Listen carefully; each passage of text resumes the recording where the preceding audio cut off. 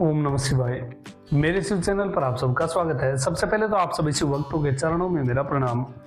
बात करते हैं शिव पूजा से संबंधित। बहुत सारे टॉपिक हमने इस चैनल पर शिव पूजा से संबंधित कवर कर लिए हैं।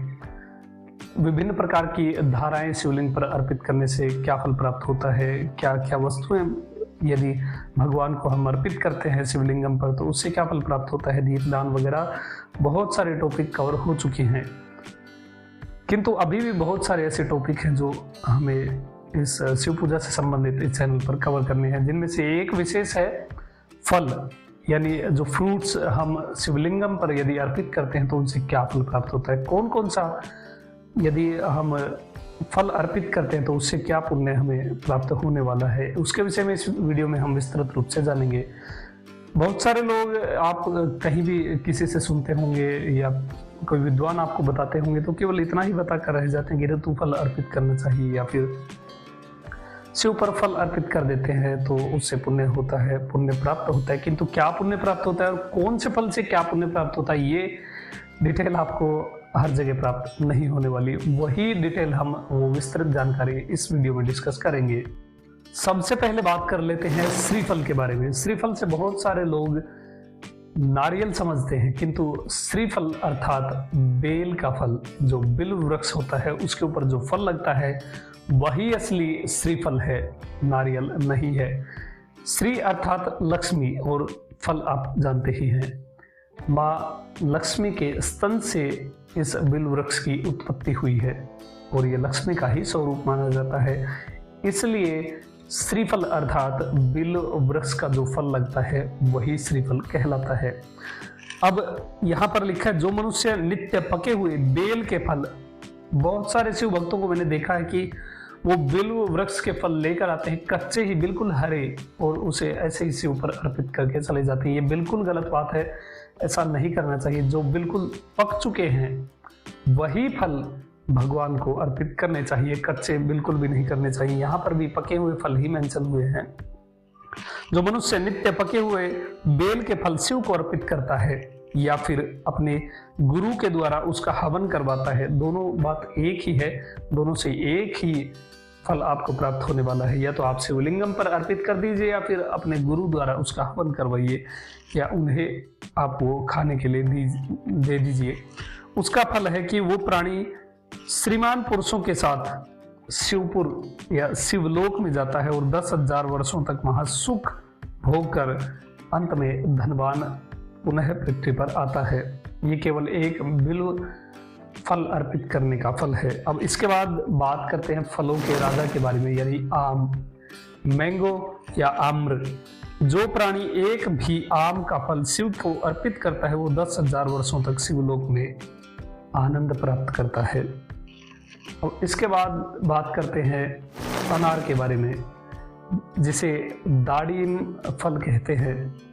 जो मनुष्य विकसित और नवीन पके हुए केवल एक अनार के फल को शिव को या गुरु को अर्पित करता है, गुरु की महिमा बहुत बताई गई है। मैंने भी बार बार यही आपको इस चैनल पर वीडियो में बोला है कि नास्ति तत्वम गुरु परम, गुरु से ऊपर कोई भी तत्व नहीं है। स्वयं भगवान शिव गुरु की महत्ता बताते हैं, किंतु वो एक अलग बात है कि इस समय में कैसे कैसे गुरु हमको मिलते हैं। फिर भी गुरु का सम्मान करना चाहिए।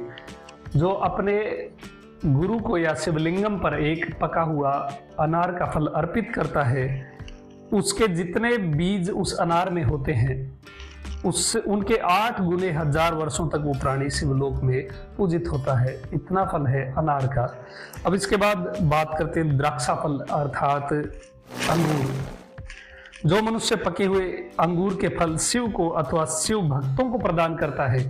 देखिए, शिव के मैंने पहले बताया था कि शिव के बहुत सारे स्वरूप हैं, जिनमें से एक जो चल स्वरूप है वो है शिव भक्त। शिव भक्त साक्षात ही शिव का स्वरूप होता है, जो भस्म धारण करता है, जो भस्म का त्रिपुंड लगाता है, भस्म का लेपन करता है, जो मुख में शिव का नाम रखता है और हमेशा रुद्राक्ष धारण करता है। ऐसा शिव भक्त साक्षात शिव का ही स्वरूप समझना चाहिए। और यही बात यहाँ लिखी हुई है, जो शिव को अर्पित करता है या शिव भक्त को अर्पित करता है, दोनों का फल समान। देखिए, आप लिंगम का भी लिंगम पर अर्पित करने से भी वही फल आपको प्राप्त होगा जो एक शिव भक्त को आप अर्पित करेंगे, वही फल यहाँ प्राप्त होने वाला है।